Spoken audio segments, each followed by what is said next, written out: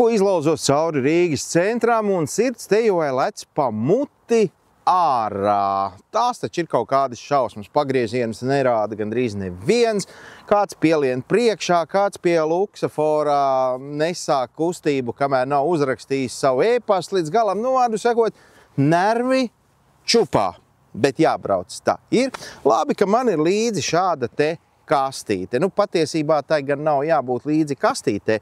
Tam ir jābūt uz rokas, bet mēs šoreiz runājam par Huawei Watch D2, jeb, kā to saka, amerikāniski Huawei Watch D2. Stāsts ir par viedo ierīci, kas mums autovadītājiem, nu, faktiski es grūti varu sevi tagad iedomāties bez šīs ierīces izbraucot kaut kur. Nu, ne tikai, protams, braucot, bet arī ikdienā. Un ņemam šo te. Ar ko tad tas ir īpaši? Sākot ar otro paudzi, šis ir vienīgais, pirmais un, nu, droši vien kādu laiku arī tā tas paliks, viedais pulkstenis, kurš ir atzīts kā oficiāls medicīniskais mērinstruments. Tātad rādījumiem, ko šis te spēj mums sniegt, var uzticēties pilnā mērā. Un patiesībā, nu, tā kļūda tur ir iespējama, pieļaujamā, nu, vienkārši minimāla. Tātad, nu, ja jums ir asins spiediens, kā man izbraucot cauri Rīgai 141, nu, varbūt, ka jums ir 140 vai 142, bet, nu, patiesībā lielu lomu tas nespēlē. Ko mēs varam pastāstīt par otro sēriju? Pirmkārt jau tas, ka tas ir kļuvis daudz smukāks, nu, es teiktu dārgāks vai tāds bagātāks, lielāks ekrāns, nav vairs tāds vienkārši melns korpus, bet, nu, jau ir tāds pulksteņveidīgs korpus, nu, tā vairs noteikti nav aproce, bet tas jau ir pulkstenis. Manžete ir mazliet lielāka, tā ir gludāk piestiprināta pie siksniņas, un tā ir tāda, nu, no tādas čūskādas, tā kā viņa ļoti patīkama ādai. Siksniņu var regulēt tā, kā vajag, starp citu komplektā nāk divu veidu siksniņas, īsāk un garāk, tur tos centimetrus neatceros, bet tas nav svarīgi. Jebkurā gadījumā tā mazākā tā derēs pat, nu, es nezinu, gandrīz vai bērnu rociņai. Piespiežam podziņu, noliekam roku šādi te, lai pulkstenis ir sirds rajonā, pieturam, un tas aizņem, nu, neilgāk kā 1 minūti.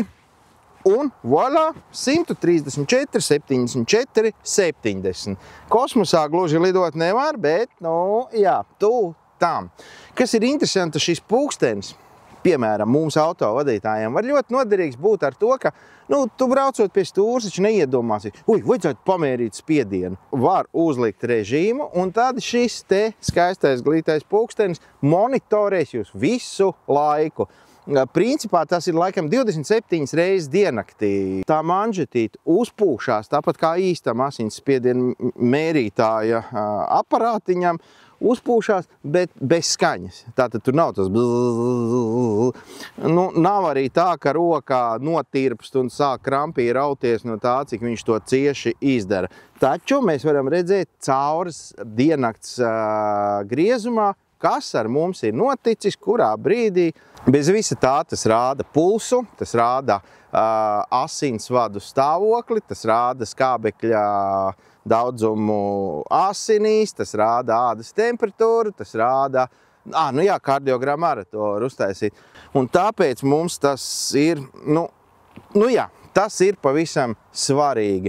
Tāpēc ielūkojieties visur, kur šādi te ir pieejami, un atradīsiet, protams, internetā, un tad tur to var noteikti piemērīt, pamēģināt, paskatīties un saprast, ka nu, plus mīnus tur 308 eiro ir tā vērts, lai tev būtu gan pulkstenis, labs, smuks, izskatīgs, gan spiediena, asins spiediena mērītājs, gan visas pārējās tās ierīces, nu, plus jau, protams, arī tur soļu skaitītāji, cikko saule led, cikkos riet, un, nu, viss kā mums opīšiem patīk.